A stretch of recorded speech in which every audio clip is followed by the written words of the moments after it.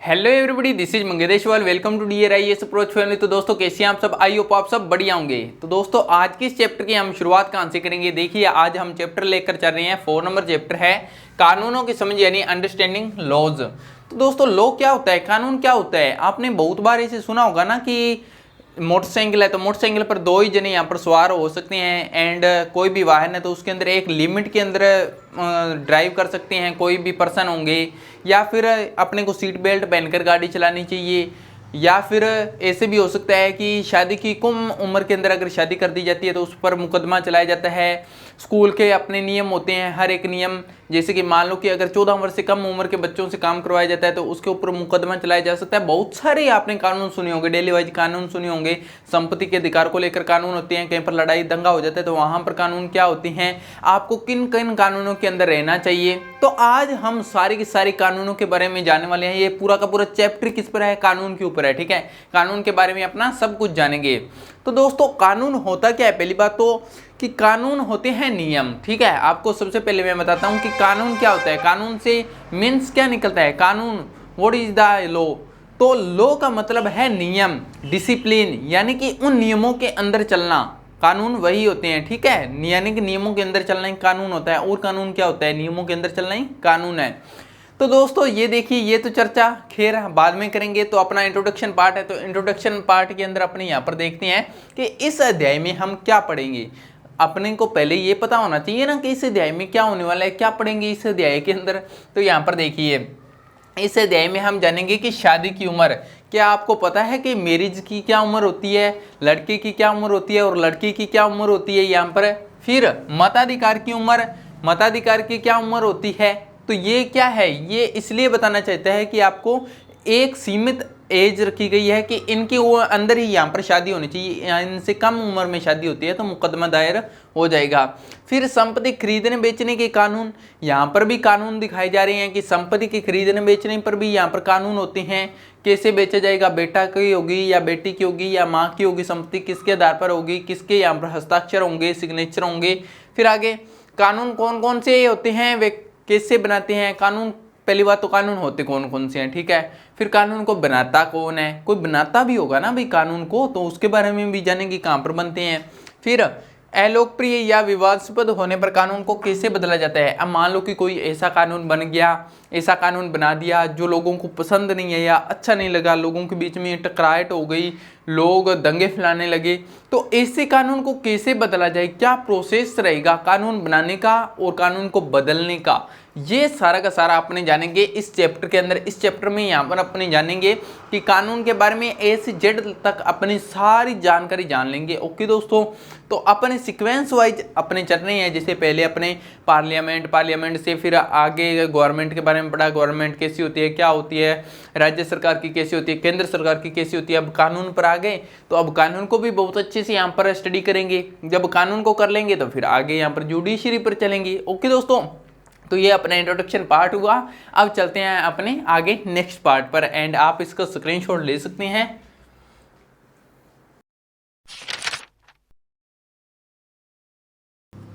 दोस्तों अब आगे देखते हैं यहाँ पर इस चैप्टर में अपने क्या क्या पढ़ेंगे। यहाँ पर देखिए, what will be read in this chapter.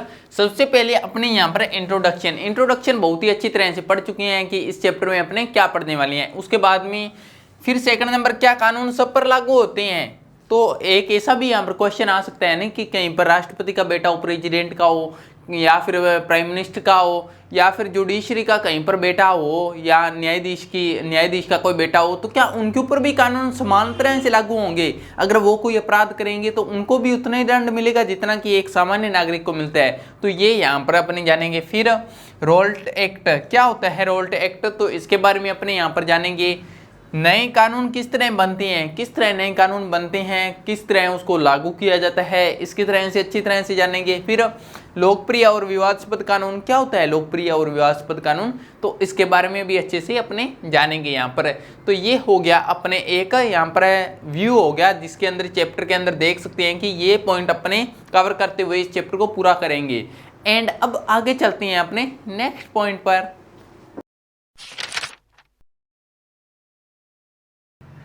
तो दोस्तों आगे के इस पॉइंट में यहाँ पर देखती हैं क्या कानून सब पर लागू होते हैं, क्या वो राष्ट्रपति का बेटा हो, क्या वो जुडिशरी का बेटा हो, क्या पीएम का बेटा हो, क्या वो सभी पर लागू होंगे समान रूप से। तो वो यहाँ पर देखते हैं। देखिए हमारा कानून धर्म जाति और लिंग के आधार पर कोई भेदभाव नहीं करता। हमारा कानून क्या है, ना कोई धर्म के आधार पर, ना कोई जाति के आधार पर, ना कोई लिंग के आधार पर, चाहे वो स्त्री हो, चाहे पुरुष हो, चाहे हिंदू हो, मुस्लिम हो, सिख हो, ईसाई हो, जैन हो, बौद्ध हो, या फिर कोई भी धर्म से रिलेटेड हो, कोई भी जाति हो, चाहे एससी का हो, एसटी का हो, ओबीसी का हो, जनरल का हो, कोई भी हो, कोई भेदभाव नहीं करता। सभी को समान रूप से दंड मिलेगा अगर कोई अपराध किया है तो, चाहे वो मुकेश अंबानी के बेटे ने किया हो, चाहे वो गरीब के बेटे ने किया हो, समान दंड मिलेगा। चाहे वो राष्ट्रपति का बेटा हो, चाहे एक गरीब का बेटा हो, तो समान दंड मिलेगा। यहाँ पर चल गया पता दोस्तों।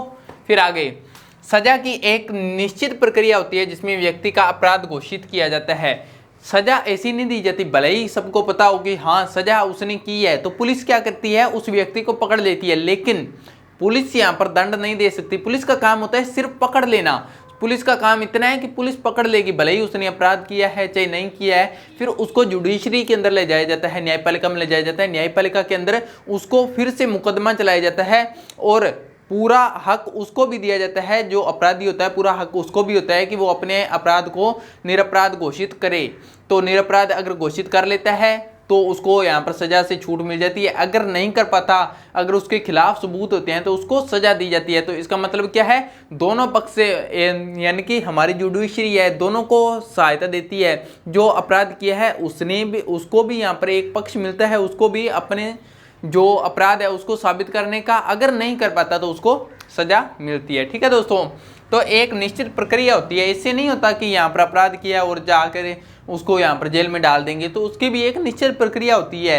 एक निश्चित प्रक्रिया गुजरने के बाद में उसको गिरफ्तार किया जाता है, गिरफ्तार कर लिया जाता है, बट सजा बाद में मिलती है। ठीक है दोस्तों, फिर क्या हमेशा से ये ऐसा था, तो ये क्या कह रहा है, क्या हमेशा से ये ऐसा था, मतलब क्या इसके कहने का, इसका कहने का मतलब है जो आज के टाइम में ये जो निश्चित प्रक्रिया होती है, जो इतने टाइम की प्रक्रिया होती है, यानी कि पहले अपराध कोई करेगा, फिर उस व्यक्ति को पुलिस पकड़ेगी, पुलिस पकड़ने के बाद में अगले दिन उसको जुडिशरी के अंदर पेश किया जाएगा, फिर उस पर मुकदमा चलेगा। अगर अपराध घोषित हो जाता है तो उसको सजा मिलेगी। इतनी लंबी प्रक्रिया बाद में, इतनी लंबी प्रक्रिया के बाद में व्यक्ति को दंड मिलता है। क्या यह प्रक्रिया पहले प्राचीन काल के अंदर भी ऐसी थी?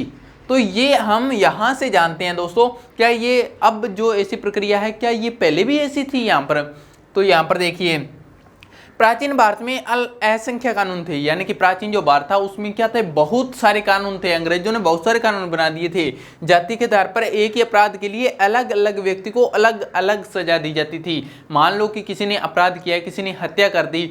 अब किसी ने हत्या कर दी, अगर वही कोई अमीर घर का कोई लड़का होता था, या फिर कोई यहाँ पर कोई बहुत रिच पर्सन का कोई व्यक्ति होता था, तो उसको सजा बिल्कुल कम दी जाती थी। अगर वही अपराध किसी दूसरे नीची कास्ट के जाति ने कर दिया तो उसको मार दिया जाता था। इतना भयंकर यहाँ पर दंड दिया जाता था, यानी कि नीची जो जाति होती थी उनको ज़्यादा दंड दिया जाता था, जो ऊंचे लोग होते थे उनको कम दंड मिलता था। जाति के दर पर दंड दिया जाता था। एक ही अपराध के लिए अलग अलग दंड होते थे।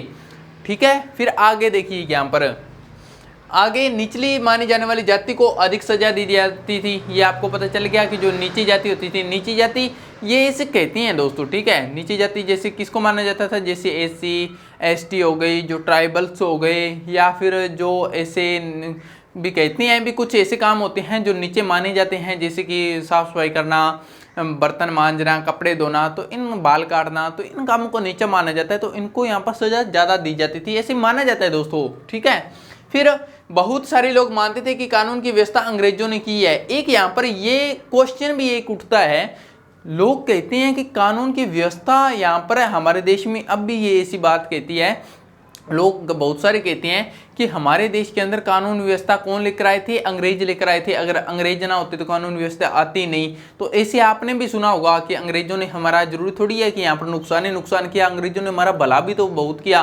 तो उसी के तर्क में ये यहाँ पर एक क्वेश्चन भी यहाँ पर डाल देते हैं लोग कहते हैं कि अगर अंग्रेज ना आते तो यहाँ पर कानून व्यवस्था नहीं आ पाती, यहाँ पर फिर अपराध होते रहते, ऐसा है वैसा है। तो ऐसा एक तर्क दिया जाता है ये। बट अभी इसको यहाँ पर देखते हैं आगे क्या होता है। तो ये मानना लोगों का बिल्कुल गलत था। ठीक है, पहली बात तो अंग्रेजों ने कोई कानून की व्यवस्था नहीं की थी यहाँ पर। तो यहाँ पर देखते हैं इसके दो कांड थे। दो कांड क्या थे, वो दो कांड देखते हैं। औपनिवेशिक कानून मनमानेपन पर आधारित था, यानी कि औपनिवेशिक कानून क्या था, जैसा अंग्रेजों को अच्छा लगता वैसा ही वो करते। जिस व्यक्ति को अगर कोई उसका विरोध करता या फिर कोई आलोचना करता अंग्रेजों की, तो उसको पकड़ के जेल में डाल देते थे। यानी कि अंग्रेजों के विरुद्ध कोई बोल ही नहीं सकता था, अगर बोलता तो जेल में डाल देते उसको उठाकर यहाँ पर। तो ऐसा था यहाँ पर। फिर आगे, ब्रिटिश भारत में कानूनी मामलों के विकास में भारतीय राष्ट्रवादियों ने अहम भूमिका निभाई। ये क्या कह रहा है कि जो ब्रिटिश भारत था, जब भारत गुलाम था अंग्रेजों का, उस समय जो भारत के राष्ट्रवादी जो अंग्रेजों के लिए काम कर रहे थे, उन्होंने क्या किया था, उन्होंने यहाँ पर कानून के विकास में अहम भूमिका निभाई थी, न कि अंग्रेजों ने। अंग्रेज क्या करते थे, अंग्रेज मान लो कि भारतीय कोई उसका विरोध कर रहे हैं अंग्रेजों का, तो अंग्रेजों को अगर विरोध कर रहे हैं या फिर आलोचना कर रहे हैं अंग्रेजों की, तो वो पकड़कर उसको जेल के अंदर डाल देते थे। तब भारतीय तो यार भारतीय रहेंगे ना, कोई भी है, चाहे अंग्रेजों के लिए काम कर रहे हैं चाहे कैसे भी है, भारतीय है तो भारतीय रहेंगे। अपने देश का अगर नमक खाया तो अपने देश के लिए वफादारी करेंगे ना, चाहे वो कैसे भी करें। तो यहाँ पर जो भारतीय अंग्रेजों के लिए यहाँ पर काम कर रहे थे, सरकारी पदों पर थे, बड़े पदों पर थे, न्यायाधीश के पद पर, या फिर ऐसा थोड़ी है कि यहाँ पर सारे भारतीय ऐसे थे। जो भारत के अंदर पढ़े लिखे लोग थे वो अंग्रेजों के लिए काम करते थे, बड़े पदों पर थे, जैसे कानून बनाना या कोई और है, उन पदों पर भी थे।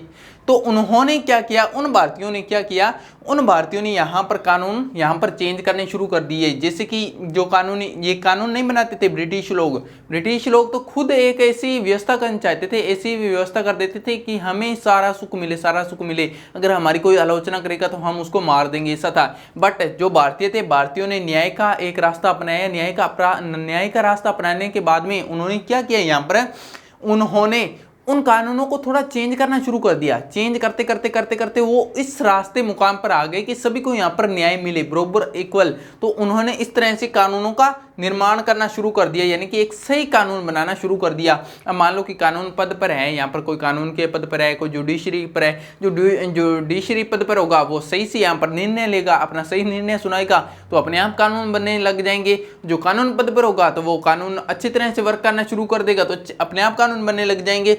तो यहाँ पर ये तर्क, इसका यही निकलता है आंसर कि कानून अंग्रेजों ने नहीं बनाए थे, कानून भारतीयों ने बनाए थे। बल्कि अंग्रेज तो खुद यहाँ पर कानून थोड़ी बनाए थे, अंग्रेज तो खुद यहाँ पर थोपते थे कानूनों को। ये कानून थोड़ी है, ये तो एक तरह से दबाव दिया जाता था, तो भारतीयों ने यहाँ पर कानून बनाए थे। ये बात दोस्तों आगे नेक्स्ट पार्ट में आपको यहाँ पर अच्छे से समझ में आएगी, एक एग्जांपल के माध्यम से समझ में आएगी। तो इस पार्ट के अंदर तो आप इतने देखिए, यहाँ पर इसका स्क्रीनशॉट ले लीजिए। स्क्रीनशॉट लेने के बाद में अपने यहाँ पर इसके साथ में इंक्लूड कर देते हैं नेक्स्ट पार्ट, उसके अंदर आपको अच्छे से जानने को मिलेगा। तो दोस्तों अब यहाँ पर आगे देखते हैं 1870 का 1870 का राजद्रोह कानून मनमानेपन पर आधारित था। 1870 का राजद्रोह कानून क्या था, यानी कि राजद्रोह कानून का क्या मतलब होता है कि राजद्रोह के विरोध के अंदर उसको सजा दे देना। तो इसकी डेफिनेशन क्या होगी कि राजद्रोह का आरोप किस तरह से लगे, इसकी कोई डेफिनेशन तो होनी चाहिए ना इस वर्ड की। तो यहाँ पर आगे डेफिनेशन देखते हैं इसके अनुसार अगर कोई व्यक्ति ब्रिटिश सरकार का विरोध या आलोचना करता तो उस पर मुकदमा चलाए बिना ही उसे गिरफ्तार कर लिया जाता है। ये थी राजद्रोह की डेफिनेशन, ठीक है। राजद्रोह की डेफिनेशन एक तो होती है ना कि यहाँ पर देश के विरुद्ध कोई काम करे तब माना जाता है भी हाँ राजद्रोह किया है, कोई ऐसा काम किया उसने खिलाफ जाकर देश के। लेकिन यहाँ तो डेफिनेशन ही एक उल्टी बना दी। यहाँ पर डेफिनेशन देखो क्या है कि अगर ब्रिटिश सरकार का अपने कोई विरोध करता है, हिंदू भारतीय लोग उसका अगर कोई विरोध करेगा या फिर आलोचना करेगा तो उस पर कोई मुकदमा भी नहीं चलाएंगे, ये सीधा ही उसको पकड़कर यहाँ पर कारावास में डाल देंगे। तो ये राजद्रोह की यहाँ पर डेफिनेशन थी 1870 का कानून। यानी कि ये क्या था, अपने मनमानेपन पर आधारित था कि अगर मेरे मन में आ गया तो उसको पकड़कर जेल में डाल दूंगा, किसी भी व्यक्ति को, चाहे अपराध किया हो चाहे ना किया हो, वैसे डाल दूंगा, ठीक है। तो ये था 1870 का कानून है यहाँ पर। फिर आगे देखिए, भारतीय राष्ट्रवादी ब्रिटिश सरकार की आलोचना करते थे। जो भारत के यहाँ पर राष्ट्रवादी थे ना, राष्ट्रवादी कौन होता है दोस्तों, राष्ट्रवादी वो जो राष्ट्र के लिए काम करे। जैसे कि राष्ट्र के लिए काम कैसे करेंगे, अब यहाँ पर राष्ट्र खतरे के अंदर है, कोई दूसरा देश आकर हमारे पर कब्जा कर रखा है, तो वो छुटाना चाहता है, क्रांतिकारी लोग हैं, तो उन क्रांतिकारी लोगों को क्या कहते हैं, राष्ट्रवादी लोग, यानी कि देश के लिए वो कुछ करना चाहते हैं। तो उनमें कौन था, जैसे महात्मा गांधी, जवाहरलाल नेहरू और भी भगत सिंह हो गए, चंद्रशेखर आजाद हो गए, बहुत सारे लोग, तो ये ऐसे थे। तो ये क्या थे, भारतीय राष्ट्रवादी, ब्रिटिश सरकार की आलोचना करते थे। ये राष्ट्रवादी जो थे ये भी ब्रिटिश सरकार की आलोचना करते थे। फिर आगे उन्होंने ब्रिटिश सरकार के खिलाफ समानता के लिए संघर्ष शुरू कर दिया। उन्होंने भी ब्रिटिश सरकार थी ना, उसके अगेंस्ट में जाकर क्या किया कि संघर्ष शुरू किया। संघर्ष किसके लिए, समानता के लिए, कि कानून बनाओ, हम नहीं रोकते कानून नहीं बनाने को, बट समानता पर हो। अगर हमारा कोई भारतीय यहाँ पर अपराध करता है तो उसको भी उतना ही दंड मिले, और आपका करता है तो आपके यहाँ पर आपके लोगों को भी उतना ही दंड मिलना चाहिए, सभी को समान होना चाहिए। तो इसलिए उन्होंने संघर्ष शुरू किया। फिर वे ऐसे कानून चाहते थे जो न्याय पर आधारित हो, यानी कि न्याय पर न्याय, यानी जस्टिस, इक्वलिटी, समझ गए, इक्वलिटी, समान यहाँ पर न्याय हो। फिर 19वीं सदी के आखिर तक भारत में कानूनी पेशा भी उभरने लगा। उन्होंने मांग की कि हमें समान की नज़र से देखा जाए, यानी कि कानूनी पेशा क्या होता है, कानूनी पेशे का मतलब कि कानून के अंदर, जैसे लोग अपने भारतीय लोग भी थे, कानून पहले जैसे अंग्रेज आए थे, पहले तो कानून के अंदर हमारे भारत के लोग नहीं थे, बट जैसे जैसे वो एजुकेटेड होते गए, पढ़ते लिखते गए, तो फिर धीरे धीरे यहाँ पर सरकार होती है, तो सरकार के अंदर भी इंक्लूड होने लग गए भारत के लोग। तो वो कानून बनाने के अंदर ऐसे सहायता करते और न्याय के अंदर सहायता करते। तो यानी कि भारत के लोगों ने यहाँ पर एक बड़े पदों पर भी जाना शुरू कर दिया था। तो कानून के अंदर कानून बनाना, जुडिशरी के अंदर न्याय करना, तो ये भी भारत के लोग करने लगे थे, कुछ लोग जो पढ़े लिखे थे, एजुकेटेड थे। ठीक है दोस्तों, तो फिर यहाँ पर क्या हुआ, तो ये कानूनी पेशा उभरने लगा। लोग जैसे जैसे एजुकेटेड होते गए वैसे वैसे यहाँ पर बड़े पद पर जाते गए, नौकरियां करते रहे अंग्रेजों के। तो यानी कि होता है ना, कुछ पावर तो मिलती है, आप बड़े पदों पर पहुंच गए तो कुछ तो हिस्सा मिलता ही है अपना, और अपने भारतीयों को भी कुछ सपोर्ट होता है कि हाँ भारत के लोग वहाँ पर काम कर रहे हैं, भले ही अंग्रेजों के लिए काम कर रहे हैं, पर कुछ ज़्यादा नहीं तो 5% 10% तो हित होता ही है कि भारतीय लोगों का भी वो हित करेंगे। तो यहाँ पर कानूनी पेशा उभरने लगा था। फिर आगे भारतीय न्यायाधीश भी फैसला लेने में पहले से ज़्यादा भूमिका निभाने लगे। अब जो भारत के न्यायाधीश थे उन्होंने क्या कर दिया, उन्होंने भी एक सही तरह से यहाँ पर कानून का सहारा लेना शुरू कर दिया। उन्होंने सही तरह से यहाँ पर न्याय करना शुरू कर दिया। ठीक है दोस्तों, तो यही तो फायदा होता है ना, कोई भी देश है, कोई भी घर है, चाहे कोई भी देश है, अगर व्यक्ति वहाँ पर जा रहे हैं तो कुछ तो फायदा होगा, ज़्यादा नहीं तो 5-10% तो फायदा होगा ना। तो जैसे कि अब मैं आपको बताता हूँ कि यहाँ पर अभी इसी समय क्या हुआ है, ब्रिटिश के अंदर जैसे प्रधानमंत्री बने हैं श्री सुनक, तो वो भारत के हैं। ठीक है, भले ही वो ब्रिटिश के अंदर रह रही हैं, कोई बात नहीं है, बचपन जन्म उनका ब्रिटिश वहाँ पर ही हुआ है, ब्रिटेन के अंदर हुआ है, पर ज़्यादा नहीं तो कम से कम 5% 10% तो अपने को भी बेनिफिट होगा ना, उसका कुछ ना कुछ तो बेनिफिट होगा। तो यही होता है यहाँ पर। फिर आगे देखिए, संविधान को स्वीकृति मिलने के पश्चात भारत के प्रतिनिधि जनहित में कानून बनाने लगे। अब यहाँ तक कहानी क्या थी, यहाँ तक कहानी ये थी कि ये तब तक कहानी थी जब तक संविधान नहीं बना था। ओके, जब संविधान यहाँ पर बनकर तैयार हो गया, संविधान बनने के पश्चात में क्या हुआ, भारत के जो प्रतिनिधि थे, बड़े लोग थे, पढ़े लिखे लोग थे, वो जनहित में कानून बनाने लगे, यानी कि जनता की भलाई के लिए कानून बनाने लगे। फिर हर साल प्रतिनिधि कई कानून बनाते और कई पुराने कानूनों में संशोधन करते थे। हर साल नए नए कानून बनाते, और कानून ऐसे होते जो जनता की भलाई के लिए, अच्छे काम के लिए बनाते थे कानून, और नए जो पुराने कानून हो चुके थे, पुराने कानूनों में संशोधन कर देते। संशोधन का मतलब होता है अमेंडमेंट एक्ट, यानी कि अमेंडमेंट एक्ट के द्वारा उसको अच्छे तरह रिन्यू कर देना, दोबारा से अगर कोई कमी है तो कमी को हटा देना, अच्छे तरह से इम्प्लीमेंट करना कानून को। जैसे कि ये एग्जांपल दिया गया है कि 2005 का हिंदू उत्तराधिकार कानून, इसके अंदर इंप्लीमेंट किया गया था। पहले क्या था, पहला बेटे को यहाँ पर होता था, बेटे की संपत्ति, सारी की सारी संपत्ति किसको मिलती थी, बेटे को। लेकिन अब इसका संशोधन हुआ था 2005 के अंदर। अब क्या हुआ था, यहाँ पर 2005 में संशोधन हुआ, अमेंडमेंट एक्ट हुआ, तो अब माँ, बेटा और बेटी तीनों को समान संपत्ति के अंदर, संपत्ति का अधिकार किसको, तीनों को समान होगा।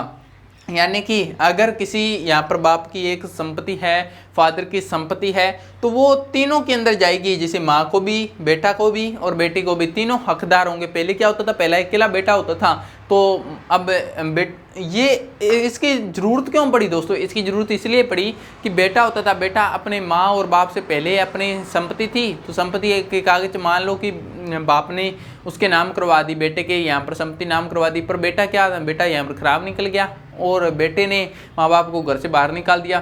तो अब माँ बाप क्या करेंगे? संपत्ति तो उसके नाम थी, यहाँ पर बेटे के नाम हो चुकी है और माँ बाप को यहाँ पर बाहर निकाल दिया, तो अब माँ बाप तो कुछ कर नहीं सकते।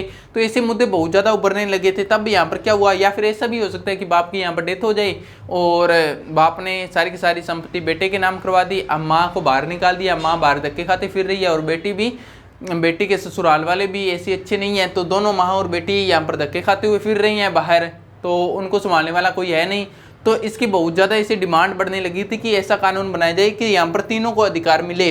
अब अगर मान लो कि बेटे ने यहाँ पर इसको बाहर निकाल भी दिया, माँ को, कम से कम इसके पास में संपत्ति तो होगी ना, तो संपत्ति होगी तो कुछ खा पी लेगी, भूखी तो नहीं मरेगी। पहली बात, अगर संपत्ति होगी माँ के पास में तो बेटा क्यों निकालेगा यहाँ पर?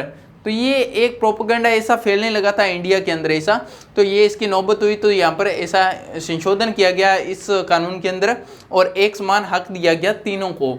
तो दोस्तों आई होप आप ये समझे होंगे सारा का सारा। इसके अंदर दोबारा से मैं यहाँ पर एक बार पहले स्क्रीनशॉट लीजिए इसका, फिर मैं एक बार दोबारा रिवाइज करवाता हूँ।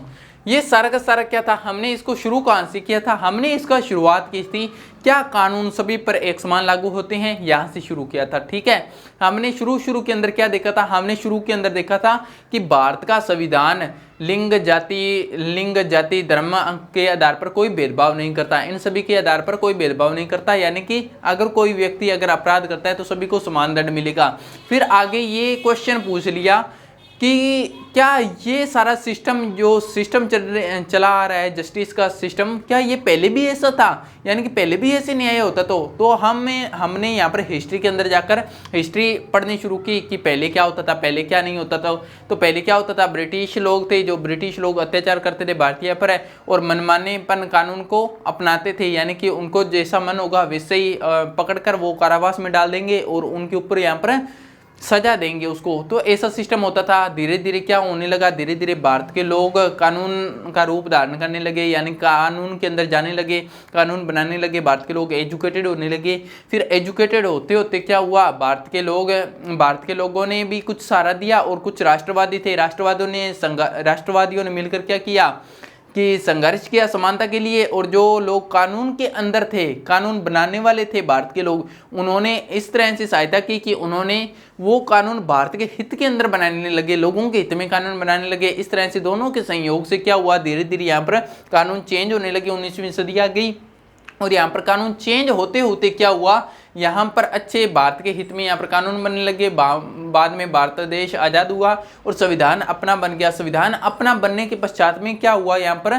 फिर यहाँ के जो प्रतिनिधि होते थे, पढ़े लिखे लोग होते थे, वो देश हित में यहाँ पर कानून बनाने लगे, देश हित में कानून बनने लगे और जो पुराने कानून होते थे उनमें संशोधन करने लगा। यहाँ पर एग्जाम्पल दिया हुआ है। फिर यहाँ पर 2005 का उत्तराधिकार के नियम के अंदर की माँ, बेटा और बेटी को तीनों को समान अधिकार मिलेगा। आई होप आपको ये सारा का सारा समझ में आया होगा। वैसे दोस्तों मैं आपको वैसे बोलकर ही आपको सारा समझा सकता हूँ, बट यहाँ पर मैं इसलिए लिख देता हूँ ताकि आपको कोई दिक्कत ना हो, क्योंकि ये बोलने वाला होता है ना, बालने वाला इतना याद नहीं रहता है। तो मैं कुछ यहाँ पर पॉइंट लिख देता हूँ, तो पॉइंट से आप कुछ याद कर पाओ। ये पॉइंट भले ही हो सकता है आपके लिए यहाँ पर ज़्यादा हो जाए, पर इतना लिखना पड़ता है, नहीं तो मैं इंपॉर्टेंट इसके अंदर सीधे ही यहाँ पर बता दूँ, तो सीधा बता दूंगा तो आपको समझ में नहीं आएगा। तो इसलिए मेरे को यहाँ पर पूरा का पूरा चैप्टर में से सारा टॉपिक वाइज ये लिखना पड़ता है।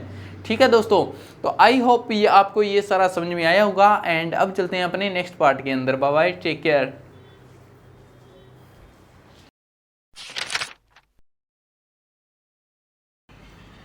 तो दोस्तों आगे देखते हैं यहाँ पर अपने रोल्ट एक्ट। क्या था रोल्ट एक्ट, इसके बारे में यहाँ पर देखते हैं। यह मनमानेपन पर आधारित कानून था, जैसे कि दूसरे कानून थे ना मनमानेपन पर आधारित, तो वैसे ही अंग्रेज सरकार ने क्या किया था, ब्रिटिश सरकार ने क्या किया था, यहाँ पर मनमानेपन पर आधारित बहुत से कानून बनाए थे। उन्हीं में से ये एक था रोल्ट एक्ट। तो इसके अंदर ऐसा क्या खास था, यहाँ पर देखिए कि बिना मुकदमा चलाए जेल में डाल दिया जाता था। कोई भी जैसे कोई काम करता है या कोई गलत काम तो छोड़िए, यहाँ पर कोई भी अगर विरोध भी करता सरकार का या फिर कोई आलोचना करता तो उसको पकड़कर जेल में कारावास में डाल दिया जाता, बिना कोई मुकदमा दर्ज किए सीधा ही उसको पकड़ा और जेल में डाला। फिर आगे 10 मार्च 1919 से रोल्ट एक्ट लागू किया गया। कब से लागू किया गया? 10 मार्च 1919 से। पंजाब में इस कानून की भारी विरोध हुआ। जो ये रोल्ट एक्ट था ना, पंजाब के अंदर इसका भारी विरोध हुआ था। फिर आगे 10 अप्रैल को डॉक्टर सत्यपाल और डॉक्टर सैफुद्दीन किचलू को गिरफ्तार कर लिया गया। तो ये यहाँ पर सत्यपाल और सैफुद्दीन, ये यहाँ पर एक क्रांतिकारी कह सकते हो, एक राष्ट्रवादी कह सकते हो। तो ये उस कानून का विरोध कर रहे थे, तो इन दोनों को पकड़कर क्या किया? जेल में डाल दिया, क्योंकि ये विरोध कर रहे थे, यहाँ पर आलोचना कर रहे थे ब्रिटिश सरकार की और लोगों को भड़का रहे थे। तो इन दोनों को पकड़कर जेल के अंदर डाल दिया। इन दोनों को पकड़कर जेल में डालने से लोगों में आक्रोश आ गया। फिर क्या किया? इनके विरोध में 13 अप्रैल को अमृतसर के जलियांवाला बाग में एक सभा का आयोजन किया गया, क्योंकि ये दो बहुत बड़े नेता थे यहाँ पर, सत्यपाल और ये सैफुद्दीन, ये बहुत बड़े राष्ट्रवादी थे, क्रांतिकारी थे। तो इन दोनों को जब जेल में डाल दिया गया तो यहाँ पर लोगों में आक्रोश आ गया और लोगों ने 13 अप्रैल को क्या किया? 13 अप्रैल को अमृतसर के अंदर एक जगह है जलियांवाला बाग, वहां पर एक सभा का आयोजन किया। वहां पर बहुत सारे लोग इकट्ठे हुए इस कानून के विरोध के अंदर। फिर वहां पर जनरल डायर आ गया और जनरल डायर ने क्या किया? जनरल डायर ने चारों तरफ से दरवाजे बंद कर दिए जलियांवाला बाग हत्याकांड का, और चारों तरफ से दरवाजे बंद कर और बिना आदेश दिए, बिना किसी आदेश के यहाँ पर गोलियां बरसा दी उन लोगों पर। अब इतने सारे सभा के अंदर लोग थे, उन पर सीधे अंधाधुंध ऐसी गोलियों की बौछार कर दी, जिसके अंदर पता नहीं कितने ही लोग मारे गए, बहुत सारे लोग मारे गए। वहां पर एक बताया जाता है कि कुआं भी था, बचने के लिए लोगों ने कुआं के अंदर छलांग लगा दी। जो कुएं के अंदर छलांग लगाई वो कुएं में मर गए वैसे, और जो गोलियों के सामने आई वो गोलियों के सामने वैसे मर गए।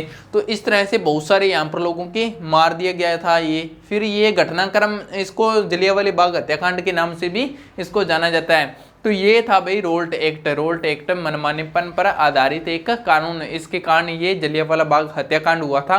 तो दोस्तों आई होप आपको ये समझ में आया होगा, एंड देन आप इसका स्क्रीनशॉट लीजिए। तो अब चलते हैं अपने नेक्स्ट पार्ट के अंदर।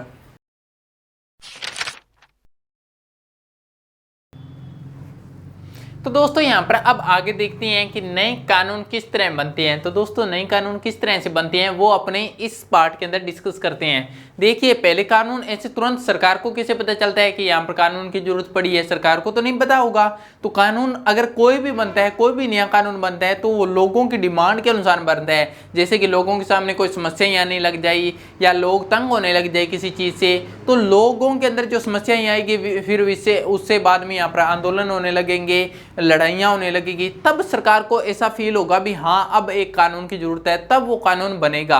यानी कि लोगों की डिमांड के अनुसार कानून बनता है। ऐसे सरकार अपनी मर्जी से नहीं बनाती। अब सरकार को क्या पता भी हाँ किस चीज की जरूरत है किसकी नहीं है। तो देखिए यहाँ पर सबसे पहले समाज के विभिन्न समूह किसी खास कानून के लिए आवाज उठाते हैं। ठीक है, अब मान लो कि यहाँ पर अगर आप स्टूडेंट हो, स्टूडेंट को कोई दिक्कत आ रही है पढ़ने के अंदर, आपकी बुक्स अच्छी नहीं है, तो आप पहले आवाज़ उठाओगे। ठीक है, फिर आपके साथ ही दूसरे आवाज़ उठाएंगे। इस तरह से ये आवाज़ उठती उठती इतने लोगों तक पहुँच जाएगी कि वास्तव में ऐसा फील होने लग जाएगा कि आपकी बुक्स वास्तव में सही नहीं है, आपकी बुक्स चेंज होने चाहिए, आपकी बुक्स के अंदर चैप्टर अच्छे से नहीं है। तो सरकार को ऐसा लगेगा भी हाँ इन बुक्स को यहाँ पर चेंज करना चाहिए। तो सरकार एक यहाँ पर प्रस्ताव पारित करेगी और इन बुक्स को हटाकर किसी अच्छी बुक्स को आपको यहाँ पर इम्प्लीमेंट होगी। तो आपने यहाँ पर डिमांड की तभी सरकार को पता चला ना। अब आप डिमांड नहीं करते तो अब सरकार आपकी किताबें थोड़ी पढ़ेगी। सरकार को थोड़ी पता होगा कि आप यहाँ पर कौन सी किताबें पढ़ रहे हैं, कौन सी में दिक्कत आ रही है, कौन सी में नहीं। तो कहने का मीन्स मतलब इतना ही है कि लोग आवाज़ उठाते हैं, लोग आवाज़ उठाने के बाद में सरकार कानून बनाती है। तो उसी प्रकार ये देखिए संसद की जिम्मेदारी होती है कि लोगों के सामने आ रही समस्याओं का समाधान करे। तो संसद की जिम्मेदारी क्यों होती है? क्या रीजन है कि संसद की जिम्मेदारी होगी? संसद की जिम्मेदारी इसलिए होगी क्योंकि लास्ट डे अपने कल ही लास्ट चैप्टर के अंदर ही ये पढ़ा है कि संसद, तो संसद के अंदर यहाँ पर कौन होता है दोस्तों? संसद में यहाँ पर लोकसभा होती है, आपको पता होगा। लोकसभा का क्या मतलब होता है? मैंने कल ही बताया था, लोगों की सभा। यानी कि यहाँ पर कौन होते हैं? यहाँ पर सारे यहाँ पर एमपी बैठे होते हैं। और ये एमपी कौन होते हैं? ये जनता के द्वारा चुने जाते हैं, जनता के द्वारा चुने हुए लोग होते हैं। जैसे कि अपने एरिया के अंदर कोई अच्छा व्यक्ति को देखकर एक चुन देते हैं। जैसे कि अपने एरिया का कोई एक एमपी को चुन दिया अपने यहाँ पर, तो एक एमपी को चुन दिया, तो ये एमपी अगर जनता ने इसको ज़्यादा वोट दे दिए तो यहाँ पर आकर बैठ जाएगा लोकसभा में।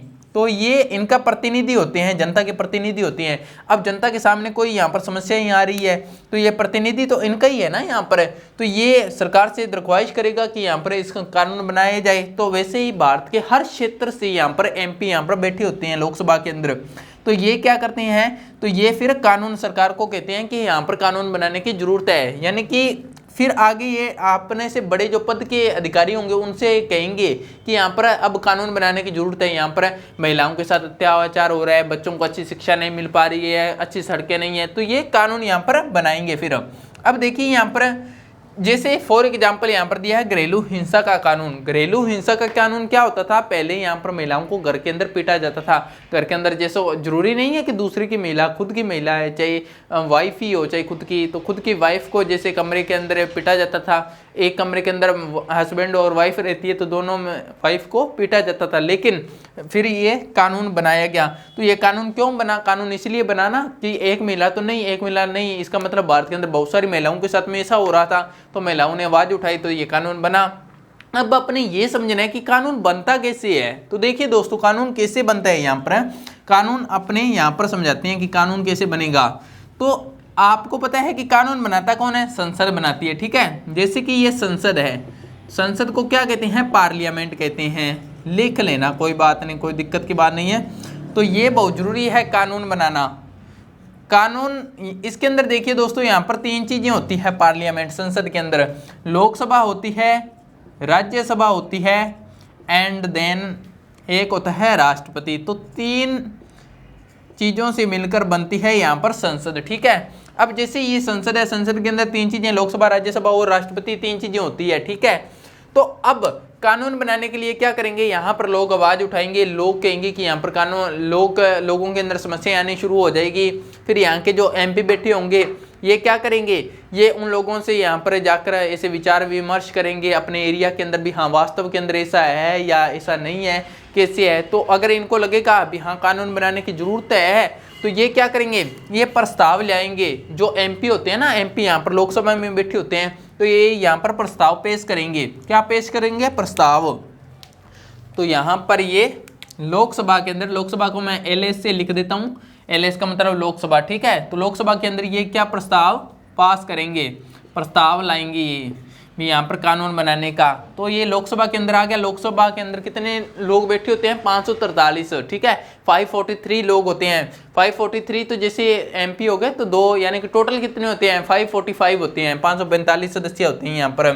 तो जब ये लोकसभा यहाँ पर इनके अंदर यहाँ पर ये प्रस्ताव पास कर देगा, तो प्रस्ताव पास होने के बाद में ये जाएगा यहाँ पर भी, लोकसभा के जितने सदस्य होंगे यहाँ पर, जैसे 545 सदस्य है, तो कम से कम यहाँ पर आधे लोग अगर इस प्रस्ताव को यहाँ पर पास कर देते हैं, अगर प्रस्ताव पास हो गया, भी इनको लगा भी हाँ प्रस्ताव को पास कर देना चाहिए, भी कानून की जरूरत है, तो ये क्या करेगा, लोकसभा से ये प्रस्ताव जाएगा यहाँ पर राज्यसभा के अंदर। ये 2 कमरे हैं ना, लोकसभा से फिर राज्यसभा के अंदर ये जाएगा प्रस्ताव। राज्यसभा को यहाँ पर RS से लिख देता हूँ, ठीक है। तो ये राज्यसभा और लोकसभा दोनों के अंदर प्रस्ताव जाएगा। अब लोकसभा से प्रस्ताव पास होकर राज्यसभा में आ गया। अब राज्यसभा वापस यहाँ पर लोकसभा के अंदर प्रस्ताव को भेजेगी, ठीक है। राज्यसभा वापस काम पर लोकसभा के अंदर प्रस्ताव को भेजेगी। यानी कि जब लोकसभा और राज्यसभा दोनों से प्रस्ताव पास हो जाएगा, अभी दोनों को ऐसे लगेगा कि कानून बनना चाहिए, यहाँ पर दोनों ये पास कर देगी, राज्यसभा भी और लोकसभा भी, इनके अंदर जो सदस्य बैठे होंगे वो मान जाएंगे इनको पास होने के बाद में। तो ये लोकसभा और राज्यसभा से प्रस्ताव पास होने के बाद में ये जाएगा यहाँ पर राष्ट्रपति के पास में, ठीक है। कहाँ पर जाएगा, ये राष्ट्रपति के पास में, ये जो बेटा राष्ट्रपति के पास में। इन दोनों से प्रस्ताव पास होने के बाद में राष्ट्रपति के पास में आ गया। और अगर राष्ट्रपति इस प्रस्ताव को यहाँ पर पास कर देता है, अगर ये राष्ट्रपति इसको पास कर देता है, तो ये कानून बन जाएगा, ठीक है। तो ये कानून बन जाएगा। अब आप समझ गए दोस्तों, इसका प्रोसेस क्या है। देखिए एक बार दोबारा से, पहले प्रस्ताव लाया जाएगा। प्रस्ताव को पहले लोकसभा या राज्यसभा किसी भी सदन में लाया जा सकता है, कोई जरूरी नहीं है पहले लोकसभा में ही, अगर राज्यसभा में भी आ सकता है। पर दोनों से जब प्रस्ताव पास हो जाएगा, जैसे लोकसभा में यहाँ पर प्रस्ताव आया, लोकसभा ने राज्यसभा को भेजा, राज्यसभा ने लोकसभा को, दोनों ने पास कर दिया प्रस्ताव को। तो प्रस्ताव पास होने के बाद में राष्ट्रपति के पास में आ गया और राष्ट्रपति ने भी प्रस्ताव को पास कर दिया, तो ये कानून बन जाएगा। अगर राष्ट्रपति ने यहाँ पर प्रस्ताव पास नहीं किया तो ये कानून नहीं बनेगा। तो इस तरह से ये कानून का निर्माण होता है। आई होप आप समझ गए होंगे कि कानून कैसे बनता है। तो ये कानून बनाने का प्रोसेस मैंने बता दिया, आप इसका आराम से स्क्रीनशॉट लीजिए एंड स्क्रीनशॉट लेने के बाद में कानून का प्रोसेस हो गया है। अब चलते हैं अपने नेक्स्ट पार्ट पर।